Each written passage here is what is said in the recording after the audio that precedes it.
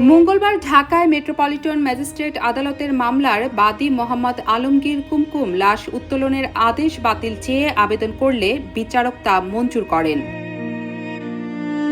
বাদীপক্ষের আইনজীবী বলেন, ৩০ বছর পর লাশ উত্তোলন করে কিছুই পাওয়া যাবে না। এছাড়া সালমান শাহকে শাহজালাল রহমতুল্লাহ এর মাজার প্রাঙ্গণে দাফন করা হয়েছে। ফলে এই উত্তোলন ধর্মীয় অনুভূতিতে আঘাত হানবে এবং সংঘর্ষের আশঙ্কা রয়েছে।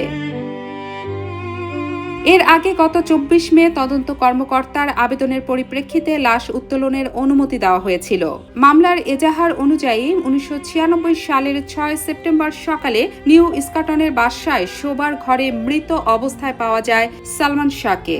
হাসপাতালে নেওয়ার পথে তার গলায় দড়ির দাগ এবং মুখমণ্ডল ও পা নীল বর্ণ দেখতে পান পরিবারের সদস্যরা। সালমান শাহর মা নীলা চৌধুরীর পক্ষে তার ভাই আলমগীর কুমকুম বাদী হয়ে রমনা থানায় এই হত্যা মামলাটি দায়ের করেন। মামলায় সালমানের স্ত্রী সামিরা হক সহ মোট ১২ জনকে আসামি করা হয়েছে। বাংলাদেশের চলচ্চিত্র ইতিহাসের অন্যতম জনপ্রিয় এই নায়কের মৃত্যুর রহস্য ৩ দশক পরেও অনুদ্ঘাটিত রয়ে গেছে। ATV USA news desk. ATV USA, বিশ্বজুড়ে বাঙালিয়ানা।